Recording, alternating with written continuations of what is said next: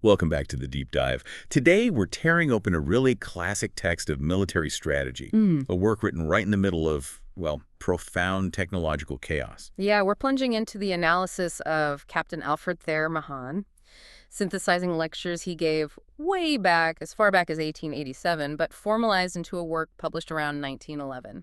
And it's just a remarkable period to study strategy, isn't it? Oh, absolutely. I mean, imagine naval warfare shifting almost overnight. You go from sail, wood, and iron Right. to steam, steel, massive armor plating, the devastating power of the torpedo, And wireless. and instantaneous wireless telegraphy. Technologically, everything changed. But Mahan's core mission, his whole point, was to prove that underneath all that noise, the fundamental principles of war, they're immutable. Timeless. Exactly. Timeless. So our mission today is to extract those universal laws, the ones that govern concentration, position, movement, whether you're commanding a sailing frigate or one of those massive new dreadnoughts. And to do that, he uses this really brilliant tripartite method of analysis. It's how he shows the universality. Right. He doesn't just stick to the sea. He uses three really distinct types of conflict to prove his points. First, a purely land campaign. We'll look at the Archduke Charles's maneuvers back in 1796. Okay, land first. Interesting. Yeah. Then second, a mixed naval and military situation. Think Cardinal Richelieu's strategic fight with Spain and the Austrian dominions, roughly 1630 to 1660. Right. Land and sea combined. And third, a purely naval conflict. The First Dutch War, 1652-1654, is a good example there. So the big idea running through all of this is that the principles themselves, the what and the why of making a strategic choice, they haven't really changed. Not fundamentally, only their application has been modified by the tech. Like wireless telegraphy, it dramatically changes how quickly your dispersed units can talk to each other, right? Sure. But the need for concentration, that remains the ultimate strategic demand. These principles, they've just been sharpened by experience, by reflection. And that reflection is what we're digging for today. We'll start by nailing down those core universal military concepts, what Mahan essentially calls the strategic trinity: concentration, position, and the operational advantage of interior lines. Right. And we'll show how these concepts, they translate perfectly from, say, the battlefields of Germany straight to the command of the sea. And as we get into this, you'll see how these strategic insights drive some really surprising geopolitical conclusions, stuff that's incredibly relevant, particularly when you look at the Isthmus, the Caribbean, and how the U.S. Navy itself should be structured, strategically speaking. So let's start with the basics. The things Mahan says are, ironically, often the most violated principles. Okay, let's unpack this strategic trinity, starting right at the foundation: concentration versus dispersion. Now, for decades leading up to Mahan's writing, and maybe even after, what did he see as the big failure in peacetime naval organization? Well, Mahan observed that navies, and he pointed particularly to the U.S. Navy, had sort of developed this habit. He called it a distribution of police, not a military organization. A distribution of police. What does that mean exactly? It means ships were dispersed all over the globe, scattered, for the purpose of, showing the flag, protecting some isolated commercial interest, or basically performing what he called police duty. Okay. This kind of distribution, it's optimized for convenience, for presence maybe. Yeah. But it's fundamentally incompatible with what war demands. And what does war immediately demand? War demands absolute military concentration. If you scatter your ships like that for police work, you risk having each individual unit just overwhelmed by a concentrated enemy force the moment conflict breaks out. Right, picked off one by one. Exactly. And Mahan points out that this tendency, this urge to disperse forces in peacetime, it's often politically driven. It's just easier to justify a global presence to, the politicians and the public than it is to explain why your big, expensive fleet is sitting seemingly idle, concentrated in one port. Ah, the politics of it. Yeah. He illustrates this power of concentration, though, with a really fascinating contemporary example from 1909, right? That heated debate in the British Parliament about the German naval rivalry. Oh, yeah, that was huge. Germany was rapidly closing the gap in building modern battleships, the dreadnoughts. And that rivalry was existential for Britain, wasn't it? Absolutely. The numbers, just looking at the frontline dreadnoughts, were getting perilously close. It caused massive public anxiety in Britain. But the Prime Minister seems confident. He did. He was able to confidently assert that Britain's command of the sea was still secure and that security wasn't just based on those frontline numbers alone. It was based on the strategic depth, the second line. Precisely. The power of the concentrated reserve force. Britain still had this vast superiority in older pre-dreadnought ships, cruisers, you name it. Okay. And the strategic calculation was, well, brutal but simple. If the cutting-edge German and British dreadnought fleets engage, and maybe they even mutually annihilate each other. A disaster for both. Right, but which nation would still have the fighting power left over to actually command the oceans afterwards? Britain would.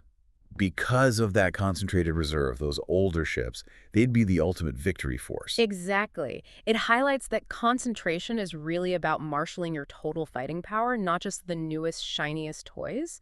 It's about having this enduring military reserve, something you can draw upon that's coherent in its training, its doctrine, from the oldest efficient fighting ship right up to the latest dreadnought. So for you listening, this is critical.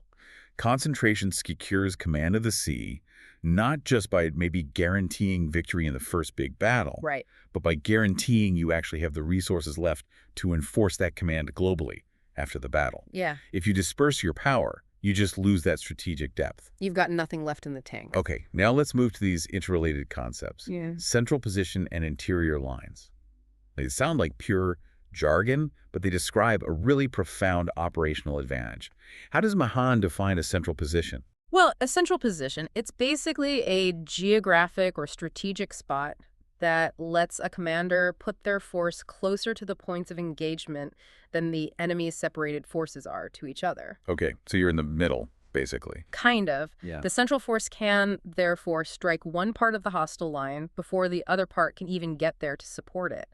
And the mechanism that makes this work is using interior lines. Interior lines. That means the central force has shorter, quicker paths to move between its opponents. Yeah, shorter routes. Than the opponents have moving along their outer or exterior lines to try and help each other out. It's a geometry and logistics advantage. Exactly. And Mahan uses the Archduke Charles campaign of 1796 in Germany as, like, the textbook illustration, possibly the most brilliant land campaign he analyzes. Okay, set the scene. The Archduke is commanding the Austrians. Right, Austrian forces. And he's facing two superior French armies. General Jourdan is advancing north of the Danube River, and General Moreau is advancing south of the Danube. Combined, the French are overwhelming. Totally overwhelming. But, crucially, they're separated by this massive natural barrier, the Danube River. And the Danube essentially becomes the Archduke's central position. So how did he use that? How did he achieve concentration against these dispersed but overall stronger forces? He used a strategy that on the surface seems contradictory. He temporarily opposed the enemy's concentration with dispersion of his own forces. Wait, he dispersed his own troops? He left a thin defensive line, commanded by a general named Wartensleben, basically just to check Jourdan up in the north. But he established the Danube River itself as his line of movement. He could rapidly ferry troops, march them, supply his main force along the inside curve of the river, that's the interior line, to whichever French army he decided to hit first. But hold on, wasn't that a huge risk? Leaving just a small force against Moreau meant Moreau could just march towards Vienna, the capital, pretty much unchecked. It was an immense risk, and that's precisely why this campaign illustrates the highest level of strategic genius, and it perfectly shows Mahan's core concept of exclusiveness of purpose. Exclusiveness of purpose. I Meaning, mean, the Archduke was guided by this singular philosophy. It matters not if Moreau gets to Vienna, provided I meantime crush Jourdan. wow, okay.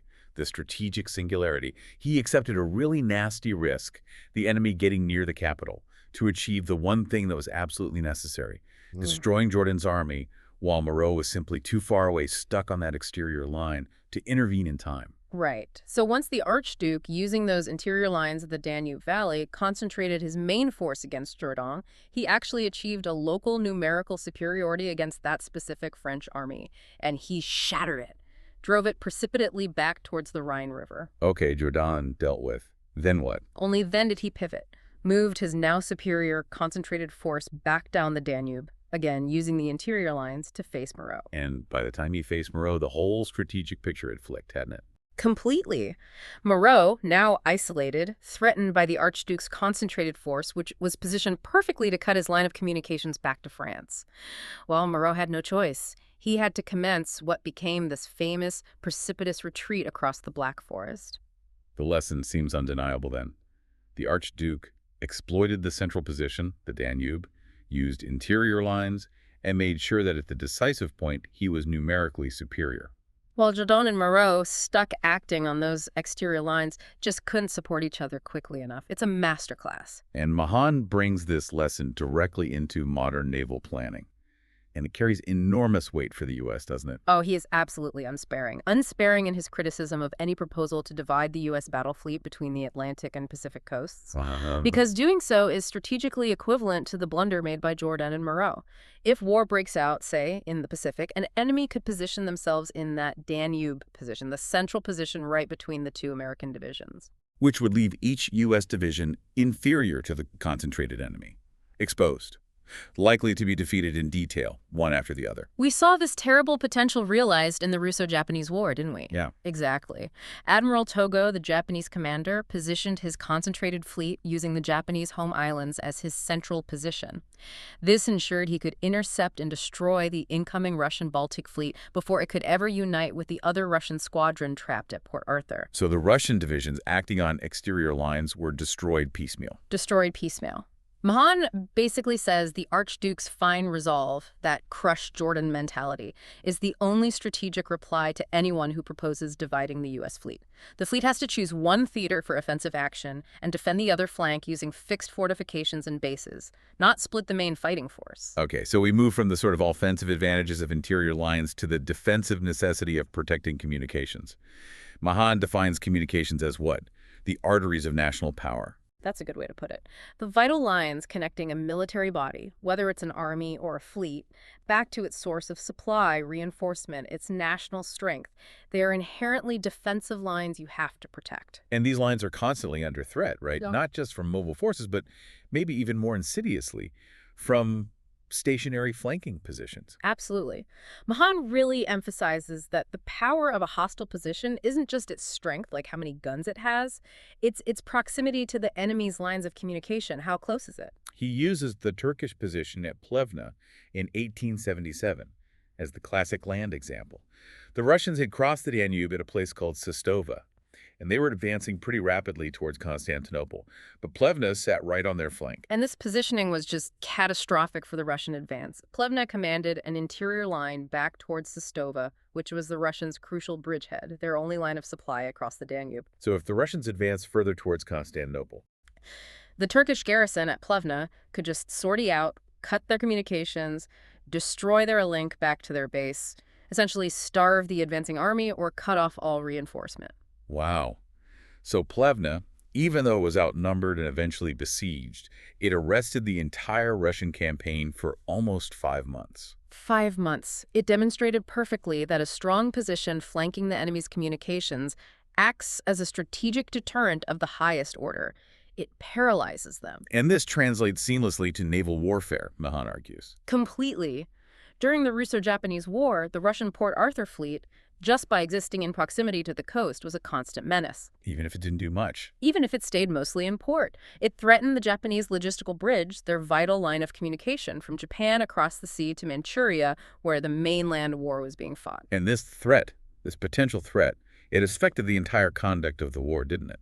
Absolutely. It forced the Japanese to dedicate massive resources, troops, time, artillery, to the incredibly arduous month-long siege of Port Arthur. Why? Just to eliminate the potential threat of the Russian fleet breaking out and maybe severing their supply lines. So it illustrates that the proximity of a base, whether it's Plevna on a land route, Port Arthur on a sea lane, or maybe Toulon flanking the Mediterranean sea routes, that proximity constitutes a constant paralyzing menace to the enemy's movement and supply. Right. The position itself holds offensive strategic power, even if the force sitting inside it is largely passive. It's the defensive power generated by an offensive threat. Mahan quotes Napoleon, doesn't he? War is a business of positions. But then Mahan immediately has to clarify this when he talks about the sea. On land, yeah, a fortress like Mantua could halt Bonaparte for months. But at sea, the dynamic is quite different. It's almost inverted, really. At sea, the organized force, the mobile fleet, that is the determining feature. The fleet itself is the key position of the whole system. Not the fortress. No. Fixed positions, the fortresses, they're secondary. Mahan states it very plainly. A crushing naval defeat immediately dislocates the entire system of dependencies and bases, no matter how strong those fixed forts are on their own. If the fleet is gone, the bases become isolated liabilities. So fixed bases are necessary, definitely. Yeah. But they are servants of the fleet, not the other way around. They exist primarily so the offensive arm, the Navy, can act more freely, more sustainably, more aggressively. Exactly. They're the fueling stations, the repair hubs, the defensive shelters the fleet needs to operate effectively far from home. And Mahan is actually very precise about the criteria you should use for selecting a naval station. He lists three main requisites. First, and he says this is the most indispensable, is position or situation. Okay, why is position paramount? More important than, say, how strong the fort is or how many resources it has. Because the real effectiveness of a base is determined by its ability to influence sea traffic. Positions located in narrow seas or at choke points, think Gibraltar, Suez, the Straits of Florida, the Windward Passage, these are infinitely more critical strategically than bases out in the open ocean, like, say, Bermuda. Why the difference? Because shipping must traverse the narrow passage. It forces traffic to come close to the base. Right. If you base a fleet out at Bermuda in the open Atlantic, an enemy convoy could just plot a course, a circuitous route, to avoid it.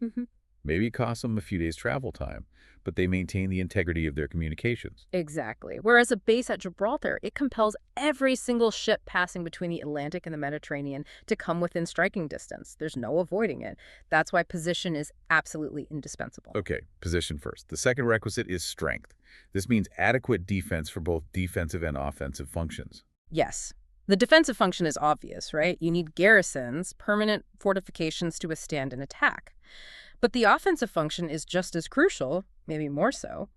The base must be a secure sortie point for smaller offensive craft like torpedo vessels. They need to be able to rapidly strike out at passing targets and then quickly return to safety. Makes sense. And the third requisite is resources. Mahan pinpoints one specific resource as the single most important component here. Yes, he does. Copious and rapid docking provision. Docking. Why docks above all else? Because think about it. The most critical phase of naval operations, especially after a major battle, is the repair and refit cycle. In modern naval warfare, even back then with steel ships, ships take complex damage. Machinery, optics, hull plating, guns. Right. The ability to rapidly turn around a damaged battleship, get it fixed, and return it to the fighting line is a massive strategic advantage. Without good, fast docking facilities, even a victorious fleet can just wither away from attrition. Resources, especially docks, allow you to sustain an offensive effort. And this brings us back to that core point you made earlier. Fortresses and fixed bases are fundamentally offensive in their function. They're not just defensive walls. Right. If the Navy, the offensive arm, is forced to dedicate its valuable combat manpower sailors and Marines to just garrison duty for purely defensive purposes, its overall offensive efficiency is crippled. The best defense, Mahan argues again and again, is active offense. He uses that illustration from the War of 1812 concerning Commodore John Rodgers operating out of New York. It captures this principle perfectly, doesn't it? It really does. Rodgers was commanding a respectable American squadron. Now, instead of just sitting defensively in New York Harbor waiting for the British, he immediately sailed out on an offensive cruise. Okay. And the simple action, just heading out to sea, had this enormous strategic effect. It compelled the British, who had ships scattered along the coast, to immediately concentrate their own coastal squadron. Why? Because they were terrified that one of their dispersed ships might run into Rodgers' united force all alone and just be destroyed. So Rodgers, going on the offense, forced the British to pull back, to concentrate defensively. Exactly, leaving the American coast generally much more loosely watched than it would have been otherwise. And the unintended yet incredibly effective defensive result was that a much greater number of returning American merchant ships actually arrived safely back in port.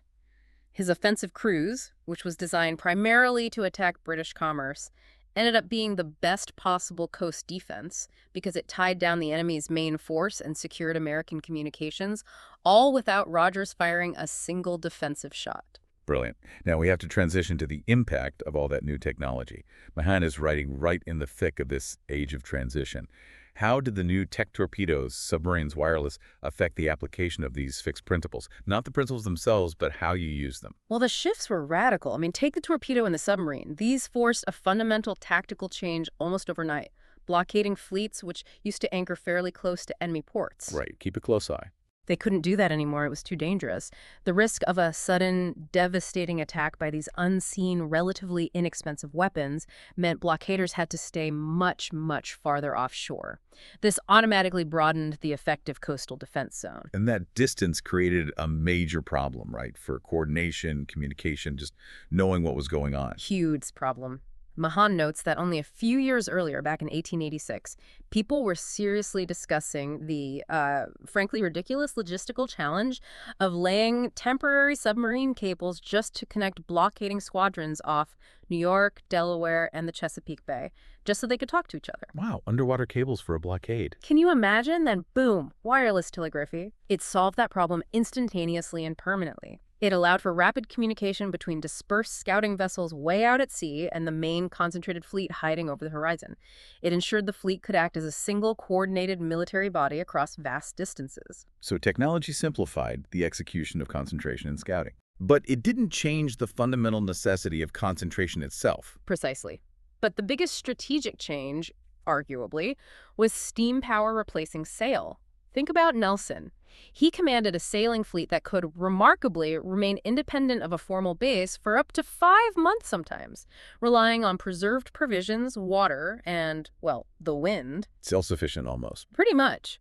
Steam power, conversely, introduced this absolute ironclad dependence on coal. Coal, the black diamonds. It became the critical new limiting factor, the strategic Achilles heel, really. A ship's fighting range, its operational radius, was now defined strictly by its bunker capacity. And this introduced a profound strategic dilemma. How much coal do you carry? Because the more coal you carry, trying to lessen your strategic dependence on refueling constantly. The greater the tactical drawback you have to accept. How so? Well, more coal means more weight. More weight means greater draft.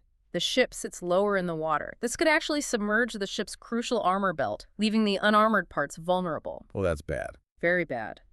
It also means slower speed, reducing your maneuvering advantage in battle. And fundamentally, every ton of coal you carry is a ton you can't dedicate to something else like thicker armor or more guns.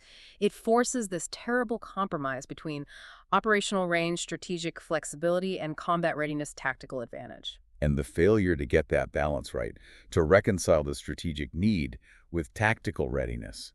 Well, that's demonstrated catastrophically by Admiral Rozhitsvensky before the Battle of Tsushima, isn't it?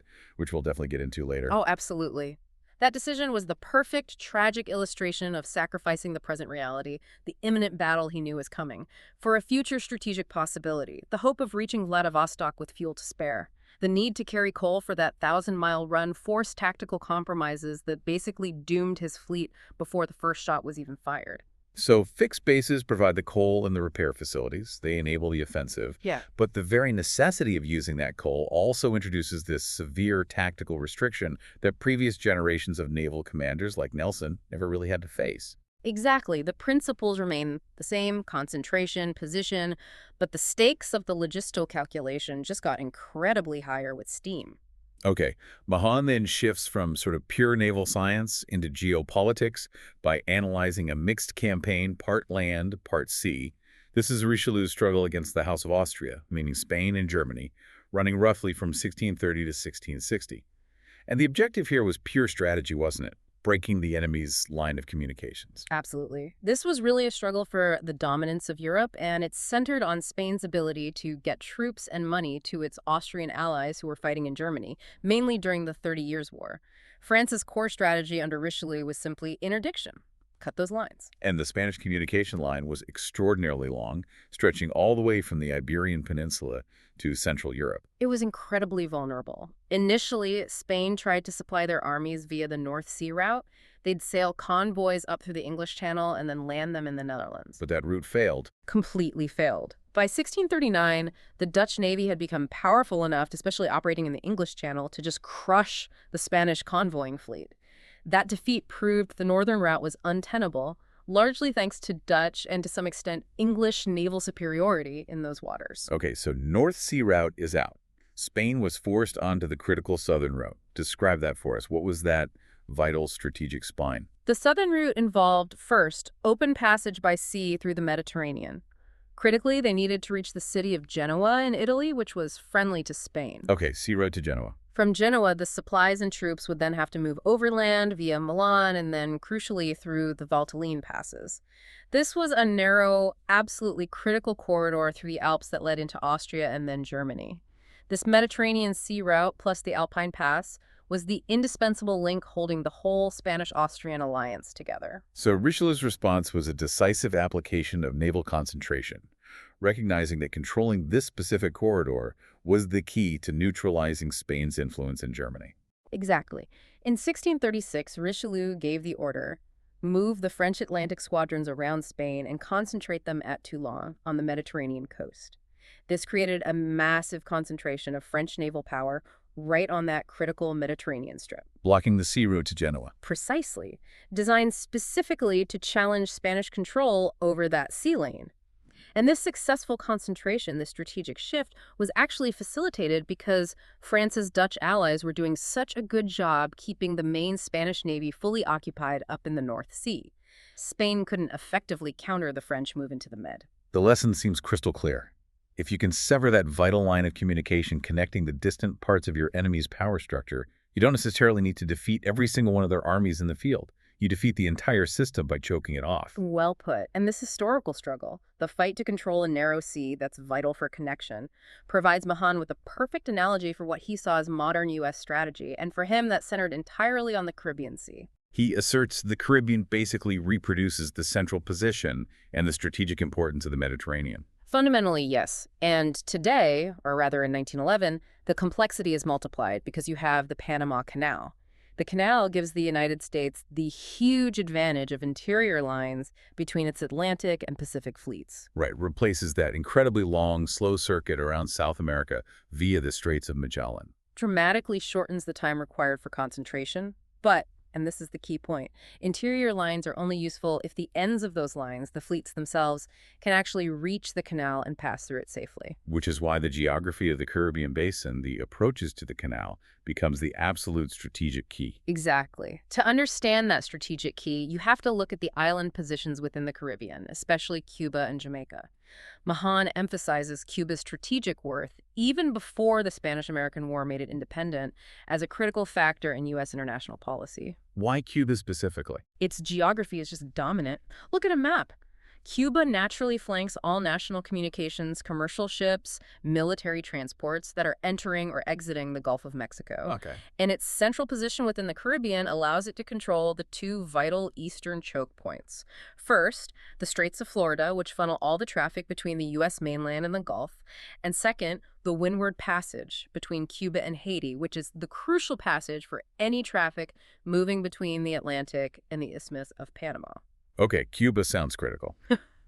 Now, let's analyze that Cuba-Jamaica dynamic he talks about. Right. Jamaica, held by Britain in Mahan's time, seems like it might have a more commanding position, doesn't it? It's physically closer to the isthmus, to Panama. It appears that way on the map, yes. Closer to the objective. So why does Mahan argue that an enemy based on Cuba with an equal fleet would actually neutralize Jamaica's strength? This is a classic demonstration of how interior lines can defeat an exterior position, even one that looks geographically better. While Jamaica is closer to the isthmus itself, Cuba is central to the entire Caribbean network. An enemy fleet based in Cuba, say, operating out of Havana or Santiago, would sit directly on Jamaica's line of communication back to the Atlantic, back to Britain or the U.S. Ah, I see. So the Jamaican fleet would be forced into an impossible choice. Precisely. The commander of the Jamaican fleet would have to choose. Do I move south to protect the isthmus, the canal entrance? But if I do that, I dangerously uncover my own lifeline, my line of communication and supply back to my Atlantic power base. Okay. Or do I stay close to Jamaica to protect my own communications? But if I do that, I essentially abandon the isthmus to the enemy operating from Cuba. The enemy, based on Cuba purely because of its central position, imposes this strategic paralysis on the force at Jamaica, which is stuck on the exterior line. And Mahan notes, bring it back to the U.S., that if the U.S. were ever foolish enough to divide its main battle fleet between the Atlantic coast and the Gulf Coast, Right. Cuba's central position would allow a potential enemy to interpose itself right between those two U.S. fragments, leaving each one inferior and exposed. It's the lesson from the Archduke Charles campaign applied globally. The ability to move rapidly along interior lines, position yourself centrally to cut the enemy's exterior lines. That's decisive. And Cuba is the geographical nexus that guarantees that kind of centrality in the Caribbean. This strategic analysis, then, ties directly into the United States' broader foreign policy objectives around the turn of the century. Absolutely. Mahan identifies two main poles of American foreign policy at the time. First, the Monroe Doctrine, which centers fundamentally in the Caribbean. Its goal is protecting the isthmus and preventing European interference in the Americas. Okay, Caribbean focus for Monroe. Second, the open door policy, which centers primarily in the Pacific, focused on maintaining American access to Asian markets, particularly China. Pacific focus for open door. Two different directions. Two different directions, two vast oceans. And Mahan's point is you cannot successfully pursue both of these major policies simultaneously if your national fleet is divided or if it's just insufficiently powerful overall. So the constitution of the U.S. National Fleet, how big it is, where its bases are, its absolute commitment to concentration, that's not just a budget question for Congress to argue about. Not at all. It's a foundational strategic question. It's tied inextricably to whether or not you can actually achieve your foreign policy objectives and ultimately to national survival. The canal only offers you those valuable interior lines if the fleet is unified and strong enough to use them, which means the Caribbean, the route to the canal, must be secured first. That's the prerequisite. Mahan really stresses the critical importance of learning from failure, doesn't he? He seems to believe that errors and defects, particularly the ones made by the Russian command during the Russo-Japanese War of 1904 and 1905, actually elicit far fuller material for illustrating strategic principles than successes do. That's right. Defeat forces justification. It brings mistakes out into the open, reveals the fundamental flaws in thinking. Success often papers over the cracks. And the fundamental Russian strategic flaw, according to Mahan, was rooted in compromise, in a diffusion of effort. Exactly. They completely failed to adopt what the Japanese did, which was Mahan's ideal, exclusiveness of purpose, having a single, clear strategic goal and pursuing it ruthlessly. Instead, the Russians compromised between two distinct, really opposing ideas about naval power, the fortress fleet and the fleet in being. Okay, let's clarify those two Russian approaches. What did the fortress fleet idea mean in practice for them? The fortress fleet concept essentially meant dedicating the warships primarily to the defensive support of a fortress, in this case the naval base at Port Arthur in Manchuria. So the fleet's main job was defending the harbor. Defending the harbor, supporting the garrison, protecting the fixed infrastructure, rather than seeking out and destroying the enemy fleet through active offensive naval action. It was also a diffusion of force, remember? They divided their available Pacific fleet between Port Arthur and another base farther north, Vladivostok, ensuring neither contingent was actually strong enough to dominate its theater. Which meant the ships were basically subservient to the land forces, to the army defending the fortress. Exactly, and the consequence was total strategic paralysis for the Navy. The main fleet at Port Arthur accomplished virtually nothing offensively throughout the entire war. It just sat there in the harbor. Until it was ultimately destroyed right there in port, not by the Japanese Navy, but by Japanese land artillery once the Army's siege lines got close enough. This is Mahan's absolute proof point. A fleet that becomes subservient to a fortress is strategically paralyzed. It's unable to fulfill its primary role, which is to be the offensive army operating on the sea. Okay, that's the fortress fleet idea. Then there was the other concept they seemed to rely on, perhaps a bit more sophisticated, the fleet in being. This was the core argument of the so-called Blue Water School back then, wasn't it? Yes, the idea that an inferior fleet, just by existing, just by being there and posing a potential threat, could effectively paralyze a superior enemy's overseas transport and operations. So the argument was the Japanese would be so afraid of the Russian Port Arthur fleet maybe breaking out and cutting their communication lines back to Japan. Right, severing the troop and supply ships going to Manchuria. That they would just halt their troop transports entirely. Until the Russian fleet was dealt with. That was the theory. And Mahan just ruthlessly exposes this as a dangerous fallacy. How did the Japanese actually respond to this supposed paralyzing threat from the fleet in being at Port Arthur? They refused to accept it as a sufficient deterrent. They didn't let it paralyze them. They correctly calculated that, well, war cannot be made without running risks. And the strategic gain of quickly establishing their armies ashore in Manchuria far outweighed the probability, which they judged to be low, of the Russian fleet successfully breaking out and interdicting them in force. So they just kept shipping troops across. They kept the transports running right across the sea, despite the known threat sitting in Port Arthur. Mahan makes a fascinating fascinating point about when the transport did briefly stop, doesn't he? Yes. The only time transport actually paused was when a false report circulated that the Port Arthur fleet had successfully escaped and was at sea. As soon as the report was proven false, the transports resumed. What does that prove? It proves the deterrence of a fleet in being is fleeting. It's psychological and it's temporary. The threat only paralyzes when it's perceived as immediate, confirmed, and inescapable, not just a possibility. If the Japanese had accepted the fleet in being argument at face value, They would have had to halt their troop movements for months, waiting until the Port Arthur ships were definitively destroyed.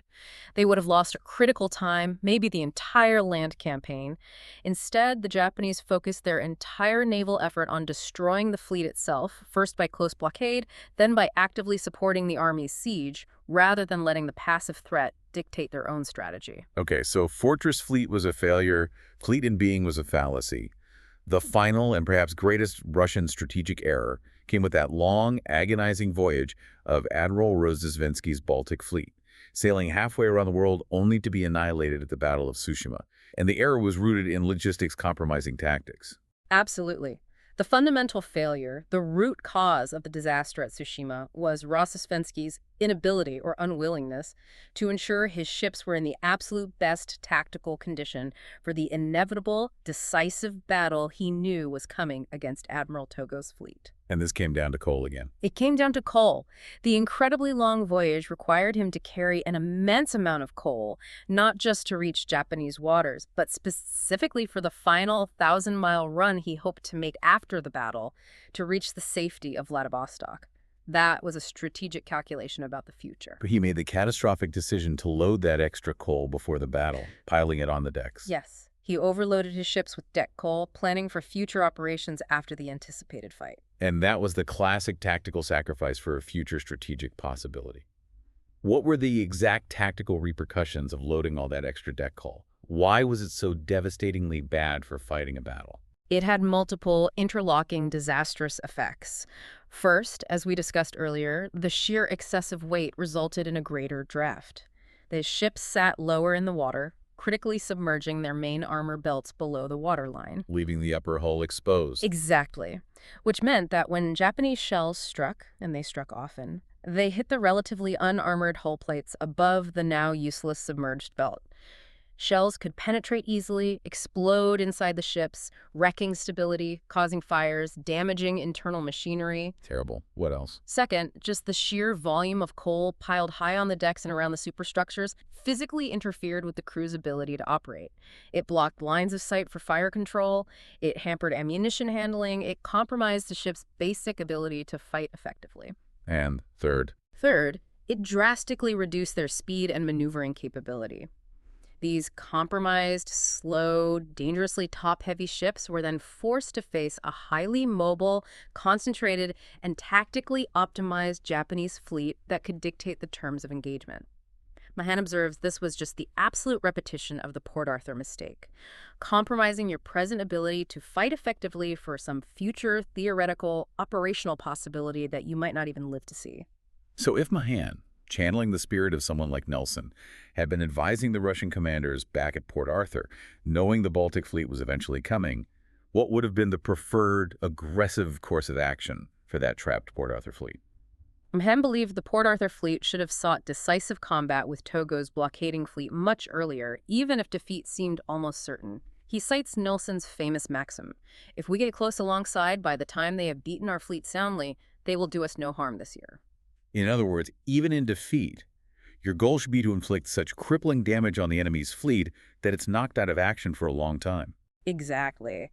Had the Port Arthur fleet sortied aggressively and severely mauled the Japanese fleet, even if the Russian ships were ultimately sunk or captured, forcing Togo to spend, say, 6 months or more in dockyards, repairing and refitting his damaged battleships. That delay would have dramatically changed the strategic situation when Rossosvensky finally arrived with the Baltic fleet. It would have bought precious time, achieved a genuine strategic objective through tactical sacrifice. Yes. Instead, they were paralyzed by that fortress fleet concept, achieved nothing offensively, and left Togo's fleet perfectly fresh, concentrated, and ready to meet the exhausted, overloaded Baltic fleet at Tsushima. Okay, let's flip to the Japanese side, their mastery of application. They didn't just win. Yeah. They seem to have perfectly executed Mahan's core principles. They really did. Their entire effort was concentrated on that singular, exclusive purpose: destroy the enemy fleet in order to secure their own sea communication lines. Mahan highlights two specific, masterful moves by the Japanese. First, they smartly withdrew their main battle fleet from the immediate torpedo risk right off Port Arthur. They established a secure forward operating base a bit further away at the Elliott Islands. This minimized their own risk while still maintaining proximity to react. Smart. And second, their use of mines and booms around Port Arthur. Yes, and this was highly sophisticated. It wasn't just about hoping to sink a Russian ship trying to sneak out. It was primarily designed to impose strategic delay. Strategic delay. By constantly laying mines and forcing the Russians to spend precious time and resources sweeping clear channels before they could even attempt a sortie. This enforced delay guaranteed that the main Japanese fleet, alerted by its scouts and unified by wireless communication, could always assemble intact at the decisive moment. It ensured they could meet the Russians concentrated, perfectly vindicating the principle that you must concentrate to fight, and you should refuse combat until you can do so on favorable terms. So the entire campaign, really, from the initial surprise torpedo attack that damaged the Russian ships, through the long siege to the final annihilation at Tsushima, it was all just an uncompromising application of that single purpose: Yeah. achieve and maintain naval superiority. Which in turn secured their land communications across the sea, allowed their army to operate effectively in Manchuria, and ultimately led to their victory in the war. It's a powerful case study. So when we synthesize all of Mahan's analysis pulling threads, from the Archduke Charles using interior lines on the Danube, right through to the disaster of Rozhesvensky's coal compromise at Tsushima, the central enduring lesson just keeps coming back, doesn't it? It's the absolute necessity of concentration and having that singleness of purpose. It really is. And the danger Mahan warned about so strongly dividing the national fleet between the Atlantic and Pacific, which is strategically equivalent to the diffusion that doomed Jordan and Moreau, that remains the central threat to sound naval strategy. And this wasn't just some academic concern back in 1911 when he was finalizing this work. It was a pressing geopolitical reality that was actively shaping the entire world order at that moment. Mahan points directly to the massive German naval program and their explicit risk fleet doctrine. That's right, the German Tirpitz Plan. Explain that German doctrine again briefly, the risk fleet idea. Germany formally announced its strategic purpose. They intended to create a fleet strong enough that going to war with it, even if the German fleet was ultimately defeated, would inflict such heavy losses that it would jeopardize the global standing and naval supremacy of even the mightiest naval power. And everyone knew they meant Great Britain. Everyone knew they meant Great Britain. It was a direct challenge, and this forced Britain defensively to maintain its primary naval concentration right there in the North Sea, constantly watching the German high seas fleet. And this concentration of British power close to home, just to counter Germany, immediately affected U.S. strategy, didn't it, even across the Atlantic? Absolutely. Historically, the British Royal Navy had often acted as a sort of stabilizing force globally, indirectly supporting external policies like the U.S. Monroe Doctrine just by maintaining general order on the seas. Right. But if the Royal Navy is now tied down, existentially threatened by the German fleet right on its doorstep, Britain's ability to project force globally and support those kinds of external policies was severely weakened. And this forced the United States to recognize, perhaps for the first time clearly, that it could no longer simply rely on implicit external protection for its own growing interests. It needed its own robust, unified, concentrated fleet. And the U.S. position had changed dramatically since Mahan first started lecturing back in the 1880s. By 1911, the U.S. had significant, new, and vulnerable external interests. The Panama Canal was nearing completion. Critical infrastructure. Hawaii had been annexed. A key Pacific outpost. And the open door policy committed the U.S. to involvement in Asia. Plus, Cuba and Puerto Rico were no longer Spanish possessions, bringing that strategic key, the Caribbean, much more directly into the American sphere of influence and responsibility. Exactly. These new responsibilities, these new vulnerabilities required a complete reassessment of American naval needs. Those fixed positions Mahan talked about, the Canal Zone, Pearl Harbor, and Hawaii, they're strategically inert, basically useless, unless they are supported by a powerful, mobile, concentrated fleet. A fleet that can leverage the advantage of interior lines provided by the canal itself. Which brings us full circle, doesn't it? Back to the ultimate nexus of American strategy. where the demands of the Atlantic and the demands of the Pacific must intersect and be reconciled by a single, unified strategic choice based on concentration. And Mahan provides that final focus. It's a statement that really defines American strategic necessity, not just for 1911, but arguably for the next century. One thing is sure. In the Caribbean Sea is the strategic key to the two great oceans, the Atlantic and Pacific, our own chief maritime frontiers. That knowledge, he argues, isn't just theory for military historians or naval officers to debate. It's a fundamental factor of international consideration. Understanding that key and basing your naval policy on it actually makes for peace if it's utilized correctly through the visible strength and unity of a concentrated fleet. Because that concentrated force, positioned correctly relative to the strategic key, acts as the ultimate deterrent. If potential adversaries know that the strategic key is the Caribbean, the gateway allowing the U.S. to use the interior lines of the canal, then that knowledge shapes their calculations. It means the strategic focus must reside there, allowing the nation to pivot effectively to either ocean with overwhelming force when needed. The enduring strategic key indeed. Powerful stuff. Now, here's one final provocative thought for you, our listeners, to maybe chew on. If Mahan's entire framework relies on the strategic advantage of interior lines, like the Panama Canal, requiring a unified fleet to exploit them, how might the rise of modern long-range ballistic missile submarines, which are capable of operating effectively and providing strategic deterrence in both oceans simultaneously, without ever needing to transit a canal, how might that technology fundamentally change the calculus of concentration for modern naval powers today? That's a great question. Does the ultimate stealth weapon negate the need for geographic keys and concentrated surface fleets in the same way? Something to consider. Thanks for joining us on the Deep Dive.